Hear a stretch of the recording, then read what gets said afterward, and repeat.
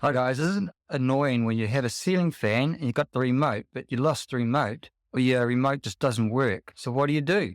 Well, you get a replacement remote. You get a universal remote control. And there are a lot of them that you can buy. We've got a particular model here. It's called the 35T1 that we got. Check out the website below. We'll leave a link in the description. You'll be able to see where we got it from and find out a bit more about this remote.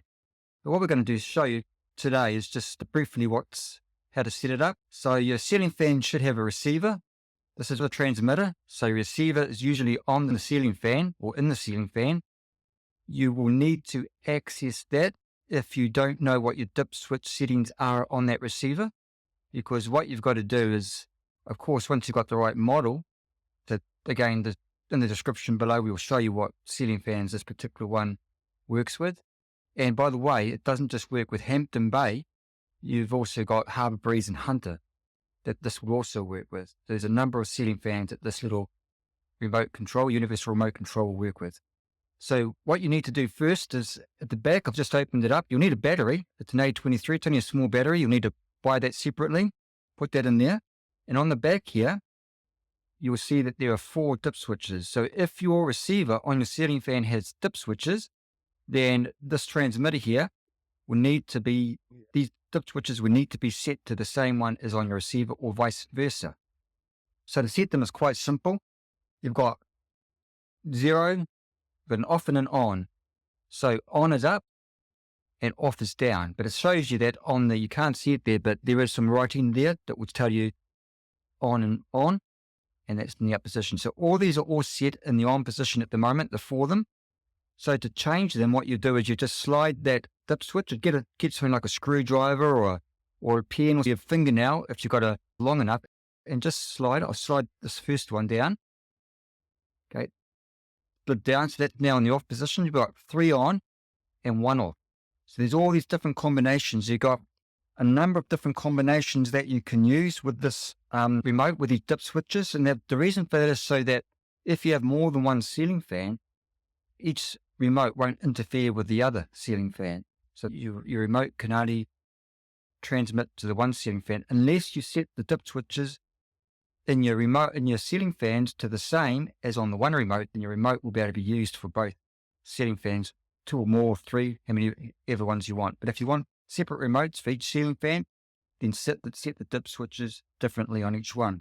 So on the back here, I note count, there's 1, 2, 3, 4, 5, 6, 7, 8, 9, 10, 11, 12, 13, 14, 15, about 16 different combinations. So theoretically, you should be able to run this off 16 ceiling fans, or you should be able to use 16 ceiling fans, or different combinations. So you should be able to have another 15 ceiling fans in your house without this interfering with all the others, as long as they're set to different settings, your ceiling fan that this is going to operate on.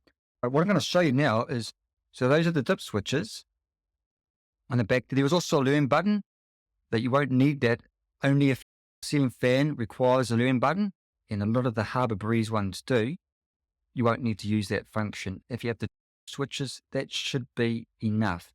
By the way, this remote here again has 3 speed settings: an off, a mid, a low, a mid, and a high. And there also is a light switch if your ceiling fan has a light. And that also acts as a dimming button as well too. If these can be bought with receivers as well too. So if your receiver is not working or you do need a new receiver, then you can also buy the receivers with these, and you can and it shows you how to install the receiver as well. When I bought this, it came with instructions.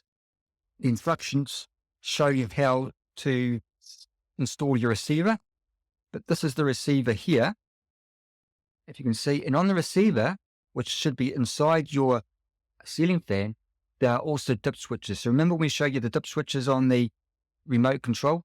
They should be set to the same settings as your remote control is set to. So if you had 1 down and the other 3 up, then this here should be exactly the same, 1 down and 3 up, so that they can receive the transmission from the remote control.